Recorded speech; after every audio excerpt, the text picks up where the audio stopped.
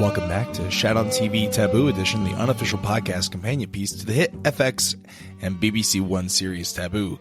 I am one of your three hosts, Roger Roper, and alongside me are my two co-hosts, Big D, Dick Ebert. Good evening. And the bearded one, Gene Lyons. I take pain like a stone.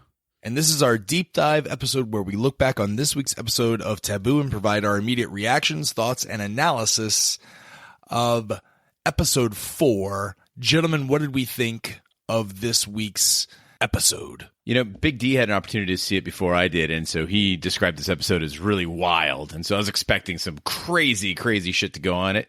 It seemed like more of the same with a few, twists and turns, but it did give me more of what I like about the show, which is violence and intrigue and remote sex. So, I give it a thumbs up. Yeah, that was part of me just fucking with you. Gene and Roger were driving back from a little road trip, so I knew they hadn't seen it. So I sent a screenshot with the pig's head costume, and I said, this shit gets wild. So yes, it was part that I was just screwing with you, but I thought it was a good episode. It pushed the ball even a little further. I think some things became more clear, and for the first time, James, he realizes the dangers he's in. I haven't seen that much violence and sex since my last family reunion. There was so much packed in. They were really pushing the envelope in terms of what is socially acceptable and probably what will be allowed on cable television in America. I assume what was shown on FX will probably no longer be shown once the massive censorships come down in the FCC in the next 3 months. Because this show, I mean, this was HBO level gratuitous taboo stuff that was going on in this episode. I'm wondering if I saw the same episode. I saw the actual BBC version. Mm-hmm. What violence did you see besides the assassin? Oh, wait, what violence? I mean, the gutting of the pig where his entrails are just strewed about as he's, what is the word for it when you're, like Jesus, you're hung up on a cross? Crucified? Yeah, he's crucified with his entrails hanging out, just, splattered all over. The filleting of the guard by the young prostitutes. Let's see here, the slitting of the throat by the Legion of Doom that's helping James Delaney do all of his stuff. I mean, come on. I for a minute there, I thought I was watching Stars or Cinemax After Dark. Look, just because it's remote rape doesn't mean it's not rape. We essentially watch James rape his sister. How do you get it's rape? It seemed like she was enjoying it. Just like Dan Aykroyd in the original Ghostbusters. Okay, the next day, the husband comes home. He makes it clear that she seems to have enjoyed her nocturnal encounter. Forget the remote rape. He goes straight for the real rape right afterwards. He's like, oh, you're wet. Here I go. Here I go raping again. Yep, where he goes, I'll follow. So let's get down to the key points here. What are we going to talk about today, Raj? So we're going to talk about the Crown's plot. We're going to talk about Lorna Bow falling for James. Of course, remote sex and religious clash with Zilpha. James's plans for creating gunpowder, and we'll round off the episode with the Americans being more vicious than James had imagined. So those are the big topics that we'll discuss on our deep dive analysis. Is there anything else that you guys want to add, or should we just dive right in? Let's dive right in. I initially wanted to talk about the Crown's plot first, Raj, but I think while we're on the topic, let's talk about those visits and what that's all about. So it seemed to me like James was using a ritual in the fireplace to fuck Zilpha from home.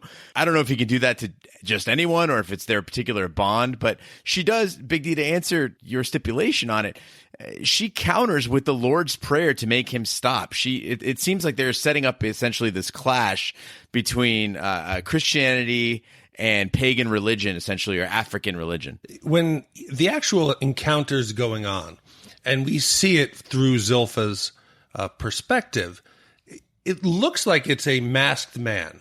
It's not James. There is some form of caricature to her. I'm not even sure if she knows that it's James. I had the impression that when we were looking at it through James's eyes, he's witnessing someone else doing the nasty with her. Like, I didn't get the impression that it was James doing it. Is James summoning a beast a la the woman in red shooting out a baby beast from her vagina? Like, is that what's happening right there? Throwing virgin blood into the flames and then creating a smoke monster? For those wondering what the hell Raj is talking about, he's referencing Game of Thrones there. Just to give you at least the universe that we're talking about with the lady in red shooting out what was it, a smoke beast? It's a smoke monster from Smoke Lost. Smoke monster assassin. To answer the question, later on in the episode, when James is speaking with Zilpha at the ball, in that scene and slightly thereafter, they talk about how it comes as an animal. Like basically that's what she was told, is that how he can visit her. James replies that when I left England, they told me it was bad. Then I learned to use it. It's a gift. And Zilpha counters, it's the devil. So we're getting a sense here of what James was sent away for. And I don't want us to miss the big reveal here. James does have some superhuman power. There is something going on. We questioned before that the rants by the river and the conversations that James would have with his father. There is a clear correlation to James's fireside incantation, whatever he's doing he's drinking something as well as the charcoal and the fire. It is a possession when we see Zilpha. She's lifted almost out of the bed. So this can't be explained by anything other than supernatural powers truly existing. All right, so you're suggesting that James had these supernatural powers as a child or as a young man? I'm not going that far back. I'm saying that we have now seen an example of him projecting an encounter, a visit, as he references it, and the opposing actual what the recipient receives. And there's no question that it was a real, I don't know, what would you call that? Where you're projecting a presence over a distance. I mean, the technical term, I suppose, would be telepathy, but I don't know if that's exactly what, or telekinesis, I guess, would be the technical term. The interesting thing about this, though, is I think what we've established here, at least through James' explanation, is that his father seems to have had an ability that he also has, and perhaps his mother the same. But we wondered what he was sent to Africa for, and I think this, he says Africa didn't cure me of everything. That it didn't cure him of his love for Zilpha. So apparently here we're seeing that what he was sent to learn to, control a la Professor X's school for the gifted is this ability to control this power that he has. We're getting a real good idea of what is at the backbone of this show, and perhaps what the taboo is beyond his affection for his sister. It is this thing that resides inside of him and perhaps his family. Okay, so he's talking to fire, right? There's something to do. There's some sort of ritual that he's doing with the fire. Are we to assume this is the same method that he was able to communicate with his father? That's what I'm picking up, Raj. Okay, so essentially this is early versions of Snapchat, where you can use it to communicate or you can use it to sext with other people. I'm thinking that the fire is a way of opening up that channel or a portal. The other things he added in there, I'm hoping he's not having that same conversation with his father. But yes, it seems like the same method to open up the mind to being receptive to this communication. So he could just do it to anyone. The other person doesn't also have to have that power? Or does Zilpha also have that power? Is she like Leia in Star Wars, where she's also a Jedi, but hasn't quite realized the power of her Jedi abilities yet? I don't know, but it does raise the question of whether their encounter, and we believe the relationship that they've had, incestuous, was actually physically consummated. Their relationship could have all along been some form of a remote contact. So you think they actually never consummated the relationship? It was only through this power of telepathy? No, I said it's a possibility. If this encounter is something that they've had before, it could very well be that they've never been in the flesh. Not that that's what I think happened, but it has to be a possibility now that we've seen it happen at least once. But is James the man in the mask, or is James looking at the man in the mask, and the man in the mask is this being that he summons to do his will when he wants to, have long-distance incestual sex with his half-sister? The way I took it was that this was, again, kind of we've mentioned before, Zilpha's viewpoint, James' viewpoint. I think that this is what I'm seeing as a culture clash. And if you look at it from the prism of the English being an empire and this idea of conquest in the Christian name, right? You've got this idea that anything that is not Christian, that is pagan, is bestial, is demonic. And at the same time, from the pagan perspective, you see the Christian as this restrictive and closed-minded toward things that exist without the realm of Christianity. So it could be that they're looking at the thing from two different prisms, where James is looking at it, embracing the fire. This is his passion being shared with her, and from her perspective, there's this monstrous thing attacking her. And it seems that she does take that turn there, where at first she's enjoying it, and then it starts to terrify her when she starts having that flesh. And it might be the fact that she's not accepting of it, and therefore counters with the Lord's Prayer. It's her rejection of that which is not Christian. But I thought he was also muttering the Lord's Prayer. Was he not? It didn't sound like it to me. It sounded like another language. Well, I just want to backtrack on my earlier statement. Yeah, this is a violation. This is some form of assault. Oh, now it's yeah, a violation. I have to, because I'm Now it's thinking a about violation. it. It is, because she didn't invite it. So yes, this is a rape, sexual assault. I will quickly backtrack on my earlier statement. I think federal law would dictate yes. She probably didn't want that. But also, what the husband came in and did probably wasn't morally or legally acceptable as well. And that's the interesting thing is, you see, and that was on first viewing. I'm looking at it, and I see Thorne come in and sexually assault her, and I find that reprehensible. Yeah. And that's what got me thinking, like, wait a minute. Until I saw that, I didn't find anything wrong with the first thing. And I thought about it, I go, both of these men are essentially against her will, deciding that they're going to take advantage of Zilpha, and she's the victim in two different ways. Let me ask you this: do you actually think? No, because we saw last episode Zilpha climb on top of James and give him a little bit of a kiss, and you feel that sexual tension going on.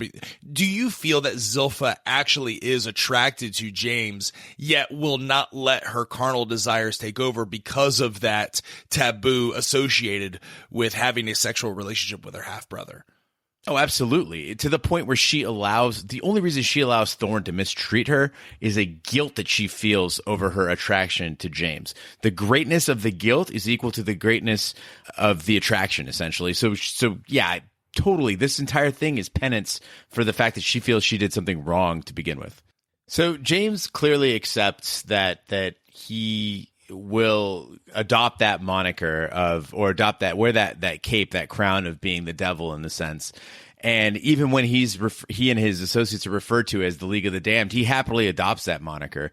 And so that League of the Damned, if people aren't, keeping score of this thing, that includes Lorna, it includes Atticus, Brace, Godders, all these people that he is willing to have around him that he believes, deserve to be punished. As he says to Goddard says, they can't kill you, but they'll crucify your name and those around you.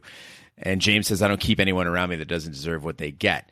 In that sense, he's perfectly willing to be like, okay, yeah, like I'm the devil. Cool. Let's move on. Like, let's, and I'll surround myself with devilish people. He, in a sense, is accepting the way he is seen by Zilpha and others. And honestly, is it that wrong for Zilpha to see him just beyond the brother thing? Like, to see him as just a bad man, like, because he is. Cool. Yeah, I don't know. I guess so. Listen, this episode was difficult for me to digest. I was texting you guys. I don't know. I watched it twice, and I don't understand it as much as I think that you guys do. So the next topic we want to talk about is the Crown's plot that is uncovered or is being used by Coop to persuade Lorna to turn over her shares of Nootka and whatever she inherited from the Delaney marriage. They abduct her and then take her and then kind of they undress her, kind of violate her in anticipation of that this will I don't know, force her into signing the document. Right. So a lot of people, if you're watching this and you only watched it once, you might have been thrown off by the fact that we're watching a woman get forcibly undressed, and so you didn't catch what Coop was doing here. So we kind of pieced it together. Big D, when we were talking about this, kind of said, hey, we should start from actually episode 3 and say, when she was set up with the Duke of Richmond and she stabbed him, the Crown was behind all that. They knew she's not a whore. She's going to resist. She will attack the Duke of Richmond, who is summoned for her as an actress, and he's going to get stabbed, and they will have the opportunity to come for her. From that point, James allows her to be taken from the home. This is Lorna. And she's taken to prison where Coop is waiting. And this is where it gets interesting. If you look at the documents that are laid out in order, You've got the marriage certificate, which says that she is married to Horace. But then Coop points out that she can contest the will, which leaves everything to James on grounds of insanity. So the other things that are laid out on the table while he's stripping her of her clothing are a copy of legal precedent to the fact that you can contest a will on grounds of insanity, a pre-filled application to contest the will. They've already filled it out for her. And then Coop himself has granted the leave for the application, and they've already prepared the successful outcome that it's dated 1 month in the future. So she knows that it's all taken care of. Offers her £1,000, says, you sign these papers, we turn the key, and you're out of here. Otherwise, you get raped. No, also, besides getting raped, she's going to be charged with attempted murder. James, right before she's taken away, he tries to convince her to hold out a little bit longer. I'm sorry, if I'm Lorna and I'm taken away, the Crown has actually now charged me with a crime, which if I do, whatever, a majority of my adult life, or they decide to execute me, or sign this away, I don't know that I would have the faith that James would actually be able to come through with his plan and say that the East India was going to come bail you out. It looked like a really damning situation that her faith in James kind of surprised me. Last week's episode, when we were going through the deep dive, and then also in the River Rants, we asked the question, was the Crown and the EIC, were they working together on this plot to indict Lorna Bow with, being captured by the Duke of Richmond? We find out that the Crown is working separately from the EIC. This really pissed off Sir Stuart Strange. He was not happy that this happened at all. So did James know that the Crown was going to come and abduct her, and did he allow Lorna to be abducted? Is this all falling into James's plan? Yeah, I think that James was aware when he actually saves Lorna from the first attack that the Crown is actually after its own intention, and that the common ground that they found with the East India has been put to the side. That's his only piece of leverage in this situation. If the Crown and the East India are working together, he's out of plays really at this point. She is going to sign it. There's nothing he could do to actually free her. So he's lucky that there is a break in their temporary alliance and he can force a wedge between them. And it seems like now the divide is even further, where Strange is threatening to kill the Prince Regent, that he says, I'm going to stick him like a pig. They're really now going at each other's throats. And I think this leads down to what I thought the plot all along was to get the Crown and the East India as foes and to have the Crown destroy the East India. But Lorna, she got out because luckily the East India had enough dirt on the Duke of Richmond that they were actually able to blackmail the Crown into letting her go. So she actually never signed the papers? Never signed the papers. The East India threatened, if you don't let her go, we will release all the dirt on the Duke. So would you have blamed Lorna for signing the papers, though, if there was no blackmail on the Duke of Richmond? We discussed this, Gene and I, before. I think at the first hint of rape, and the £1,000 and getting out of there, I'm sorry. I'd like to think that I'd be strong, but hell no, I'm taking the offer. And it's not just a matter of being strong. It's just a matter of being smart at this point, right? So again, remember, this prison is not separated. There's no women's prison and men's prison. You've got the worst of the worst in London. You're shackled up. You're an actress. They throw you in there. You're done. And maybe Coop's going to have his way with you first, and doing God's work, as he says. But Lorna, interestingly enough, we look at it from the perspective of her being terrified and she's being disrobed and all that stuff. It's important to note that let's not underestimate her abilities as an actress. She can play in a way to Coop and to others to benefit herself. In essence, she might not have been as scared as she seemed. Likewise, she might not have been as brave as she seemed. But she does seem in her conversation with James after the entire incident that she was actually more composed than she let on while she was in prison. However, if I were her, like Big D said, yeah, there's no reason for her to be loyal to James. Take the money, get out of there, never come back. Let me ask you this, though. Why is Lorna Bow sticking around? It goes into kind of our next point. Is Lorna Bow actually falling for James at this point? I think she absolutely is. James has Brace get her some flowers as an I'm sorry, which is just a comical act in that he points to the ceiling. I'll fix that, drip. He's trying to be somewhat accommodating to her. And at night when she goes to bed, she looks on her bedside, the flowers are there, and she strokes at the roses. Again, one of the things we have to remember, like in Westworld, is they're realist in these scenes when there's no one else around. That's how you know what the person's really, it's the key to what the person's really feeling or thinking.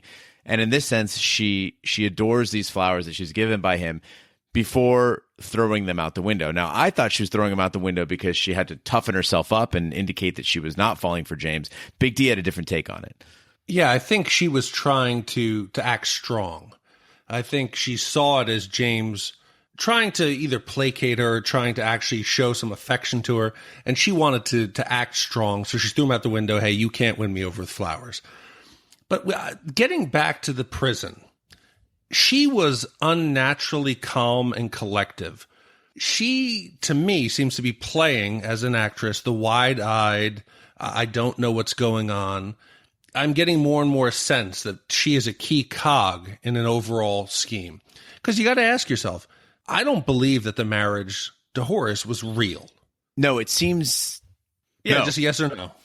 No. Raj? I know it's yes or no, but I don't know at this point. Because I don't believe it is. Then you have to ask, who would be capable of fabricating a marriage certificate in Ireland and have it actually put on record? That has to be a big player, whether it's the Americans or someone we haven't seen. You're all about Brace. You still think it's Brace? I think somebody of influence has been able to fabricate a marriage, and Lorna has to be a bigger player in it than just a pawn. I mean, let's not overlook the obvious. It could be Ireland. I mean, it could actually be the Irish supporters of Americans. It could just be the Irish themselves trying to throw, something in the mix there. They're aware that Nootka is valuable. They could have gotten into the mix. Another indicator that she is, in love with James, has feelings for James, is the way she reacts toward Zilpha. Interrogating her in the bathroom, if how well she knows James, if she's not known James as long as, she has. And she asks, would it be a problem between us, essentially, if I were to go after him? Now, does Zilpha, did that interaction, did it seem to you that Zilpha knew Lorna or Lorna knew Zilpha, or was this their first encounter? And that's what I was getting at, Raj, is that if it had been her father's new bride, you would think that they would know something about one another. And so the fact that they seemed completely strangers would emphasize Lorna is not really Horace's wife. Yeah, not only that, but, and again, I hate to be the I told you so guys, but I think I predicted that Lorna Bow and James would be getting together at some point through this season. And it's trending that way, because why else would she whisper in his ear to announce themselves at the ball at this high society dance as Mr. and Mrs. Delaney? No, they weren't doing as Mr. and Mrs. Delaney. Oh. She was being introduced as Horace's wife. She has a claim to the family shipping company and all the wealth. She wants to be now known as she's part of the Delaney. It validates her claim. I don't know. Gene's shaking his head over there. Yeah, Big D, I disagree here. I agree that she wanted to be announced as Mrs. Delaney in the sense that she is staking the claim to being Horace's widow. At the same time, there's certainly a double entendre there where she is trying to indicate to people who might not be paying attention or understand what the incident is or what the relevant facts are, that she is with James. When you hear Mr. and Mrs. Delaney are entering the ball, you think they're together. I think that was absolutely an attempt to snuggle up to him. Well, James is definitely starting to question Lorna's validity. He asks her multiple times in this episode to produce the chest of Horace's items that she references the first time they've met. She doesn't do it, and he seems to be getting antsy. That would be, to him, the true proof that they were married. I don't think she has them to show. No, and I think that she's caught up in some sort of situation. She's trying to figure out her way out of it, and snuggling up to James might be her best option to do that. You say you predicted they'd be together. They haven't been together yet. Oh, it's going to happen. I don't know that they will. It seems that she's very fond of him. I don't detect the same in return. He seems to be using her, as she correctly identifies, to get to where he needs to be, just as he's using anybody else. He is squarely attracted to Zilpha. However, always a possibility. This is television after all. Who knows what could happen. So the next big topic that I want to talk about that was probably my favorite part of the episode, because there was a lot of really cool things that happened with the Legion. What are we calling it? The Legion of the Damned. League of the Damned. League of the Damned. I'm sorry. I think of League of the Extraordinary Gentlemen, that terrible movie with Sean Connery. Anyway, so the League of the Damned was James's plot to create gunpowder. Now, when I was watching this with my lady friend, she asked me, why all this necessity to get gunpowder? And I said, well, for protection against the EIC and the Crown, or it's for trading purposes with Nootka Sound. No, early on in the episode, they're having a conversation about James's intention to start shipping. They are boxing him in on the commodities that he is actually able to ship. And they've reduced it down to the only thing he would be allowed to ship is gunpowder. But the Crown controls gunpowder production and sale in a time of war. They're fighting two wars simultaneously. So they can strangle James's attempt to actually restart the family shipping business. Now, he doesn't have the actual components to create gunpowder in a timely manner. So he has to go through his entire heist to steal the saltpeter. There's not enough gunpowder there that he can produce to trade. But he does have enough to fake that he has a supply of gunpowder and to make his attempts at restarting the family shipping business a valid threat to the East India. I took it that during times of war, the Crown is the only legitimate supplier that can trade gunpowder. They can control who can sell, who can ship. They control the commodity. So they control the commodity. And if you're not on that list, of approved vendors, then you're SOL. Is that correct? Well, to clarify, the Crown controls saltpeter, not gunpowder itself. So, I thought EIC had all the saltpeter. Oh, sorry. No, they actually say gunpowder. They say the Crown controls. Yeah, they said the Crown controls the gunpowder, right? Okay, so here it is. James has been blacklisted from trading gunpowder. Okay, so why does he want to create gunpowder if he's been blacklisted? No, he's the only thing he can trade at Nootka. Okay, with whom though? The Nootka, the tribe. The tribe. So he wants to trade gunpowder with the tribe. Yes. So is he creating gunpowder through this new chemist? I don't know how to say this name. Chimandli. Yeah, he's like an 1800s David Blaine. Yeah, he's a total baller. Like this guy. No, honestly, the gunpowder plot is the most fun part of the show so far to me.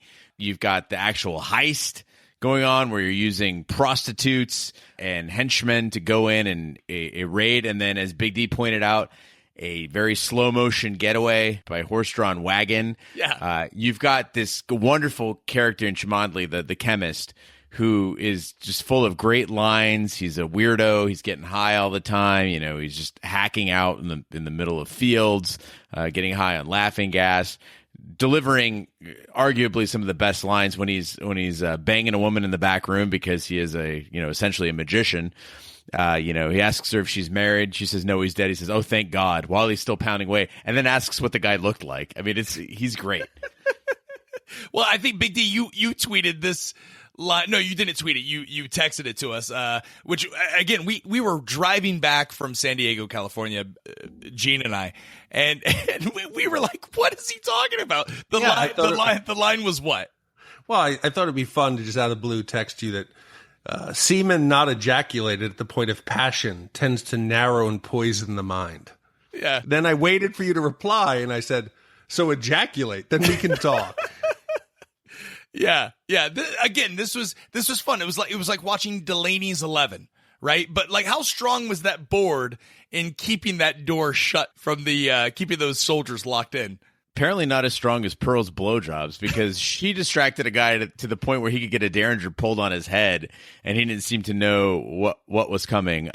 No pun intended. But to clarify the saltpeter and why that's important, it's critical to making gunpowder. You can replace other parts of it, but basically you've got three components to gunpowder: sulfur, charcoal, and saltpeter. Now, the sulfur and the charcoal are fuel, but the saltpeter is the oxidizer. So you need it for the thing to go off. Combustion is dependent on that saltpeter. You can make it yourself, but as Chimandli points out, James would have to wait a year to make a usable amount of this. He doesn't have a year, so he's trying to speed up the process by going and stealing the stuff. It also will get the attention of the EIC because they will know something's up when their saltpeter stock is raided. So to explain kind of what's going on, if you're wondering what the Mr. Wizard part of all this is, that treated wood will make the charcoal. That's how we get charcoal, right? The pigeon shit can make saltpeter, but it needs time.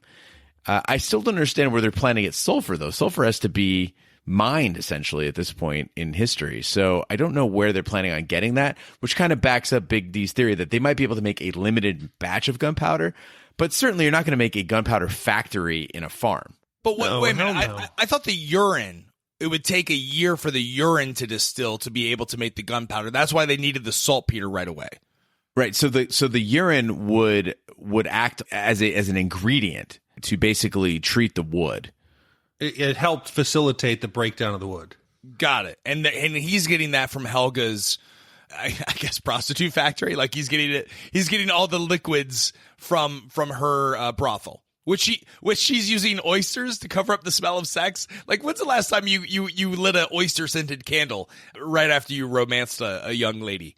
Well, I don't think they had scented candles in 1814. I'm pretty sure. So oysters about as close as you're going to get. But one of the great scenes that I'd totally forgotten about, Raj, until you mentioned it, was when when Atticus is talking about shipping barrels of whore piss, they're ferrying them up to the factory. It's right. Pretty awesome. But James, again, is by no means going to be able to make the amount of gunpowder that anybody would need to wage war or defend a tribe. We're talking small amounts, and so it's got to be for show, if the show is trying to be accurate here, unless Cholmondeley is just one hell of a chemist. Well, James has shown that he has resources that no one in play is aware of. So for him to be able to show maybe even 50 barrels and to open up only one that has gunpowder, but give the illusion that he has this vast storage of gunpowder, I think would be able to help facilitate his charade. I'm not a scientist, nor am I a chemist. But can you taste the quality of shit just by tasting it? Like, is that what people did in the 1800s? Yeah, so it's interesting because when James first meets with Cholmondeley and he says that, they're discussing his scientific work, and he says that he had heard that he had come up with a system for verification. And so I'm wondering, like, verification of what? And then they go out there and I see that he's testing so I'm expecting him to use some sort of a chemical process to verify that they had the proper ingredients in this manure. And then he just eats it. It was great. He just throws it in his mouth. And you got to think in the 1800s, first of all, in England to this day, and apologies to our English fans, but from what I understand, the dental hygiene in England comparative to America. What? I'm just saying, like, it's, I'm so sorry, Jess. I'm so sorry, Amber. Okay, well, I mean, listen, it's an ongoing trope, right? I mean, if anyone has watched Austin Powers, they know what I'm talking about here, right? So you got to think that the 1800s, like, he's not immediately going down and downing some Listerine and swishing his mouth. Like, he's walking around tasting pigeon shit and horse manure for at least a week. Okay, to all our listeners, remember, that was Roger Roper who said that. Roger Roper. I can't believe I'm about to do this, but in Roger's defense, we have been shown throughout this show that several members of London's population, American and English alike, have pretty bad teeth. So I think James took it as a mark of professionalism that he was that dedicated to his alchemy that he would test the product. And that's when he decides that you're going to be part of the band. But is it too late? Can we talk here about the assassination attempt by the giant? No. So this is a good point. So at first I had no idea who this giant was that was attacking him. So it turns out that the giant is working for the Americans, which leads into our next topic. The Americans are actually quite more vicious than James had originally planned for or imagined. James has some kind of spider sense. He's walking back to the horse. The horse. It's not James who has the spider sense. It's the horse. It's the horse who has the spider sense. So the horse has some kind of gives him a sign that he's either seeing a threat or he's seeing some movement. James turns around, and I expected James to put up a decent fight. In all intents and purposes, James survives this encounter by luck. I don't think it's so much luck in the sense that I think he played dead until he had the advantage. However, if the assassin had been any sort of an assassin and using a gun or a knife or a sword or a baseball bat with a nail stuck in it, things would have turned out very differently. Which brings me to my question. Do you even think that the assassin was sent to kill him? I don't think that he was sent to kill him. I think he was sent to send a message by the Americans to James to show the power that the Americans will not be fucked with. So he took the what do they call those? There was a term for those back in the 1800s. A sap? A sap. Was it a sap? It's a sap, right? The thing that you would club someone over and you knock him out, and then he was dragging him out. He wasn't there to kill him, Big D. Why wouldn't you be there to kill him? If he dies, the Americans get the Nunca sound without any further action.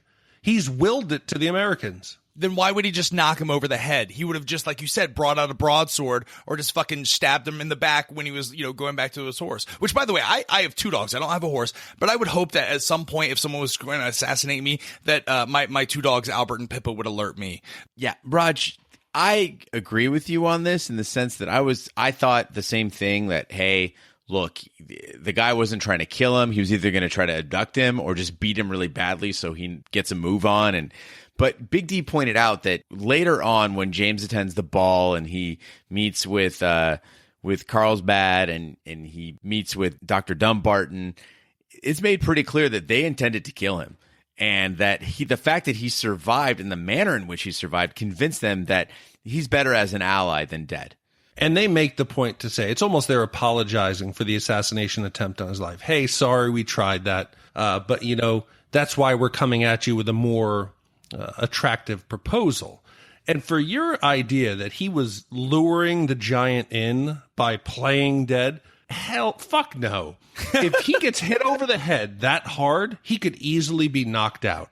When he's knocked out, the giant's dragging him off and he's dead. It was either he struck him off or James got a thick skull. That was not a plan, or if it was a plan, it was not a bright plan. No, I don't think he said, hey, I'm going to let this guy hit me in the head and then I'll get him later. I think what it was after he got hit in the head, he realized I better lay low, right? Until this guy. But regardless of what happened there, I was so overjoyed when James got up. First of all, did his move where, again, taking out the legs, a nice slice across the gastroc. That was great. Chopping the Achilles, that was pretty awesome. And then stabbing up the legs and just, cutting into the hamstrings and just disabling guy, right? He's a giant. You got to take out his legs. But what was brilliant is when he went back and got the hay hooks. I literally sat up in my seat and clapped because I knew what was coming next when he just hooks into either hip and he starts pulling him away. He tells the dude, come with me, and then hooks him and drags him. Yeah, so that's what you do when you have an oversized opponent. Like if Big D were to ever get to a fight, I would immediately go for the leg. Now, what was the purpose of the hay hooks, though? Why was he grabbing them? What was the whole purpose of that? I don't really understand what he did there. Is it because he wanted more leverage to be able to drag this larger body? Is that what that was? I think it was part that. I think it was part sadism. I mean, he wanted to hurt this guy. And also, it looked awesome. I think he also wanted to make a point. Okay. He wanted to position the body. He wanted to gut him. He wanted to make a point to whoever, because at this point he doesn't know who's planned the assassination, that you better send somebody bigger. You better send more. And at the end, when the Americans finally say, what comes down, they said, next time we'll be more, what'd they say, more professional. They're going to be more kind of delicate with the way they try to kill him. I think it was like inventive or something to that effect. They won't come with brute force. They'll probably try to get him when he least expects it. I was thinking, okay, well, he's going to disable him and then kind of torture him to get information. He doesn't do that, right? He disables him and then just guts him and leaves the entrails, strewn upon the farm. 2 things with that. One is he does ask him and realizes that he's not going to get an answer. So he tries interrogation in the sense of, James wants to know and asks the giant directly, who sent you, essentially. But he doesn't get any information out of the giant. He doesn't know that the Americans are behind it until later on in that encounter with Dumbarton, correct? Now, I was really hoping for like a Kalima sort of thing there where the camera's on James and I wanted the heart to come out and have him like showing it to the guy. But it does feel like when James is feeling around in there, it was a lot like watching an episode of Double Dare where he's looking for the flag.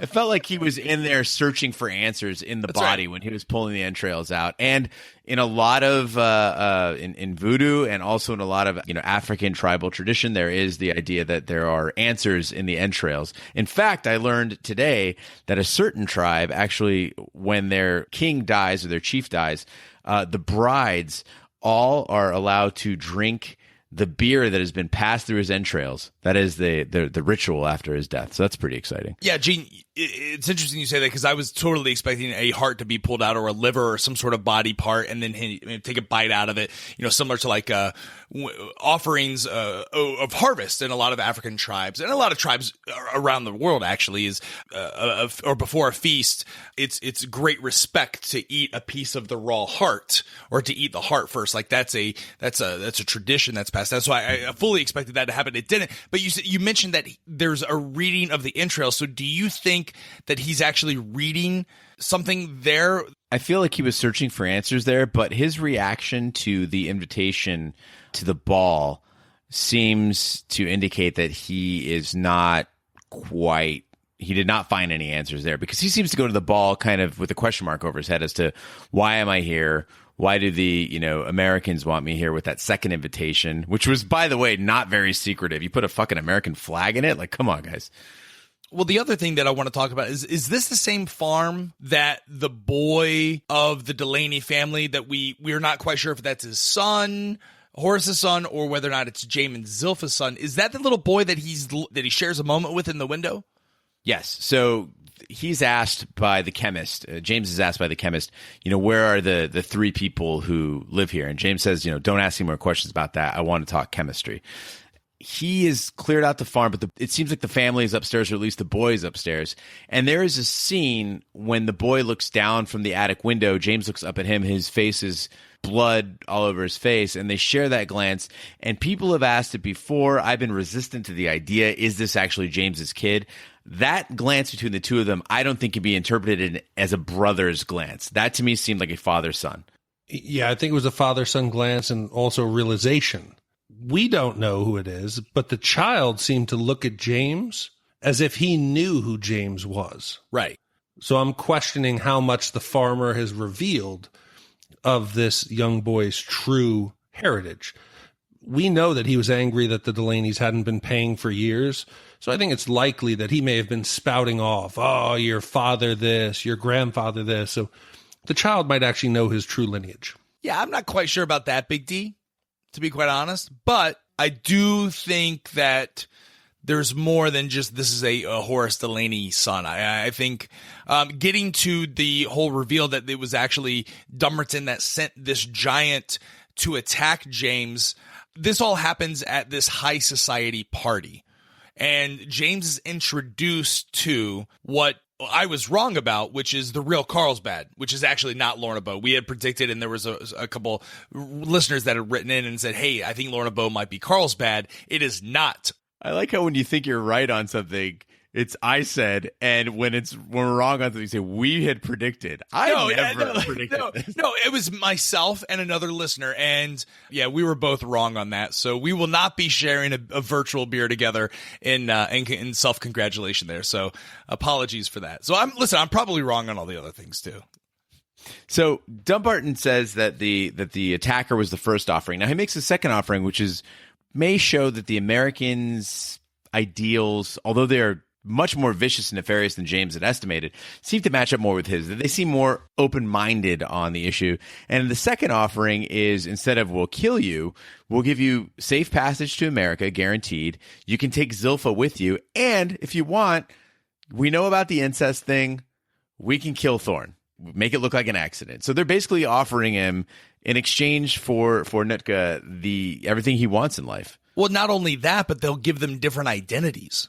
They won't even mention the fact that they're half brother, half sister, that they can live this life together.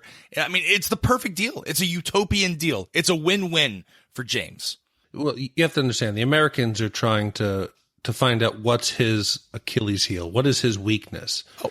And this party makes it obvious that it's his sister. So they're going to offer him, the chance to be with his sister without judgment in a new world, assume new identities.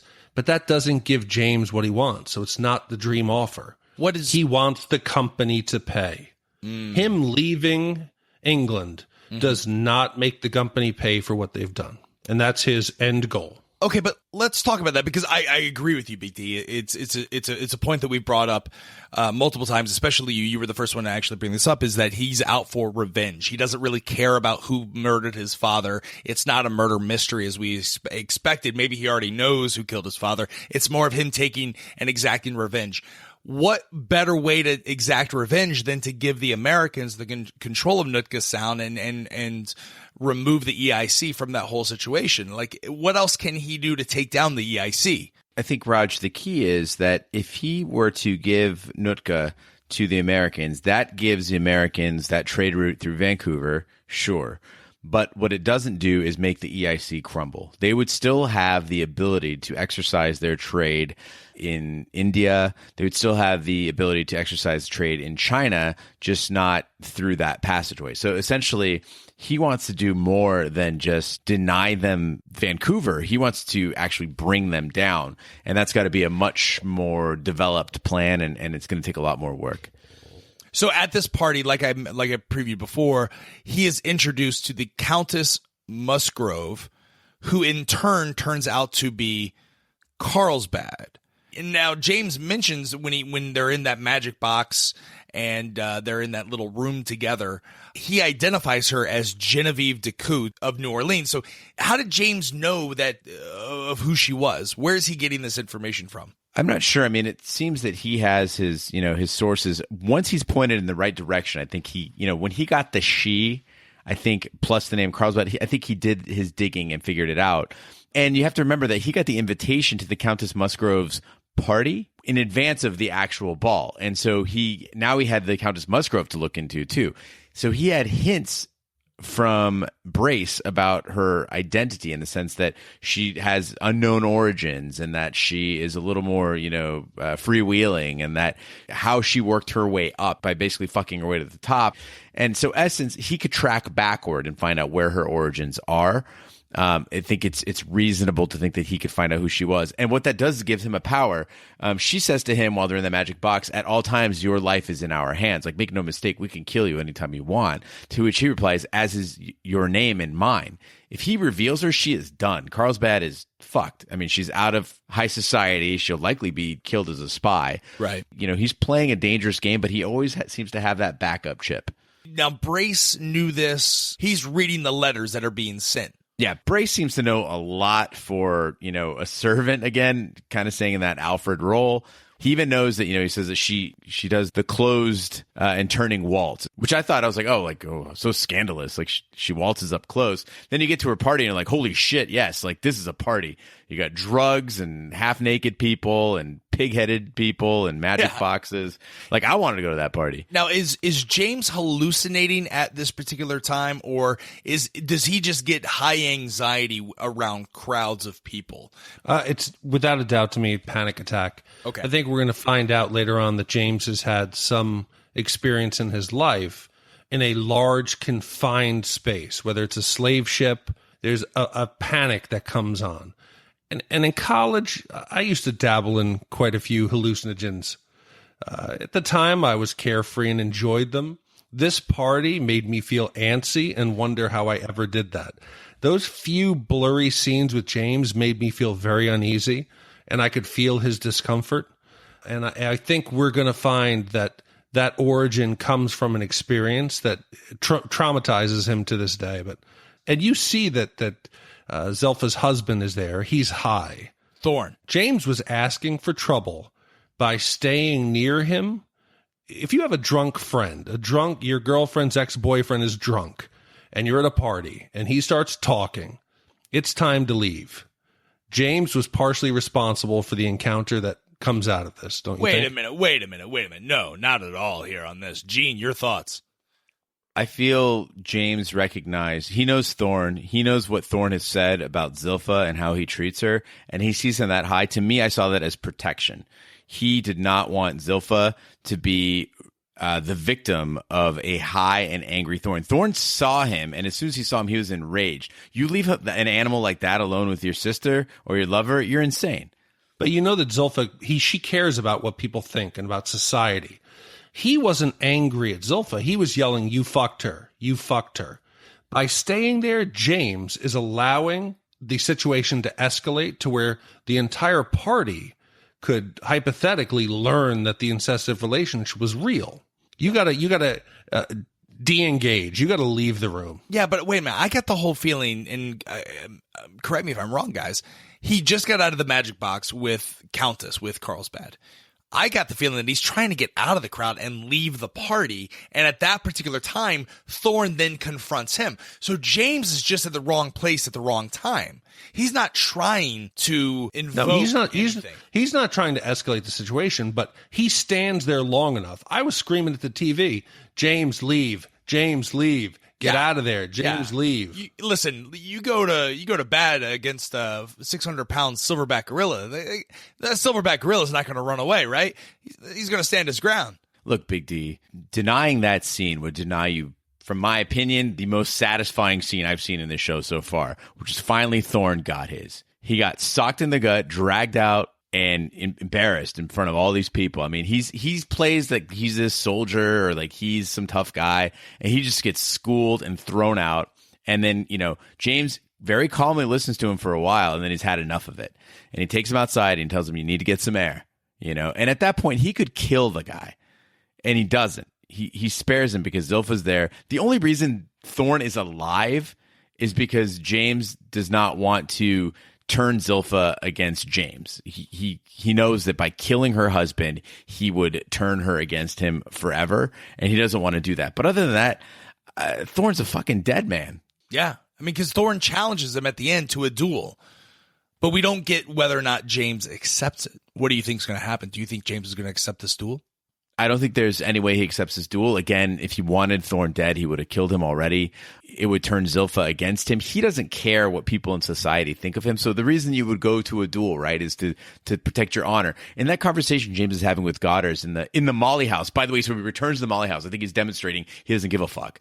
Right. In that conversation he has with Goddard, he doesn't even think about it when Goddard says they're going to crucify your name. He doesn't care.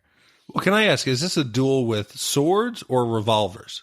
With pistol or blade? I mean, I think in 1814 it's going to be pistols. Right. Yeah, I would imagine that. Alexander Hamilton and Aaron Burr around this same time. And the only reason that made me question is they're both wearing blades. They're both wearing long swords. I think it's more of a pistol duel at this particular time. Oh, that's a crapshoot. James can't do that. It was accepted by society. No, but I'm saying James. Yeah. It's too much of a risk. Do you think so? First to hurt Zilpha, but then also the risk. It evens the playing field. There's no talent involved. In some form of fight that takes skill between Thorne and James, whether it be blade, whether it be some form of hand-to-hand combat, James takes him 9 times out of 10. But with a pistol, you could have a damp powder that doesn't fire correct. The ball, those pistols weren't accurate. Well, there were very specific rules around dueling at this particular time. Like the pistols, from what I understand, were examined by an independent party that would then provide the pistols. And it was the gentlemanly thing to do to not shoot the opponent, right? It was like gentlemanly, like fire in the air, right? Like, or shoot away. By the 1780s and certainly into the 19th century, the duel has sort of spread across society at this point. They did have a code of practice. It was agreed upon internationally from like different groups that got together, and they were put together. It was called 25 Rules, and also known as the Irish Code of Honor. And it was even adopted in some parts of the United States. And it had these actual protocol for like apologies, how to respond to the challenge to a duel. And so often, as Raj said, there were different ways to approach how you would do it, and often they would even, after killing someone in a duel, there was even protocol for that of how you would exhibit remorse for doing so. So according to Wikipedia, they try to quantify the number of duels in Britain, and they said between 1785 and 1845 they attested to 1,000 duels. Fatality rates were about 15% or higher. The last duel in England was fought in 1852. So, but there is an actual, as Roger, there's a protocol for how people are led into duels, how you accept a duel, and also how you behave afterward. Now, Gene, correct me if I'm wrong, but from my understanding, the duel was more of like a high society thing to do, right? It was more of a way to prove that you weren't, that you were a man. But it was more of a charade. Like most people, you said, 15% people died. This wasn't a situation where people were going out and killing one another to settle arguments. It was more of done as a way to, I don't know, defend your honor. Yeah, like you said, defend your honor. I'm trying to think of there's a better word for what I'm trying to express, but it was I don't know. It was, like I said, it was all a circus, right? A charade. Yeah, we said charade. And there's another word for it, and I can't. This is peacocking. There you go. It's rich people's peacocking at this particular time. A very aristocratic thing to do. All right, so let's say that they really duel. And what is your prediction on this? Do you think that Thorne or James would actually try and shoot one another? Gene, you already said you don't think that James is going to accept the offer. So let's just ask that question. Gene, you don't think he's going to do it. Big D, do you think he's going to accept the duel? I do not think it advances his cause.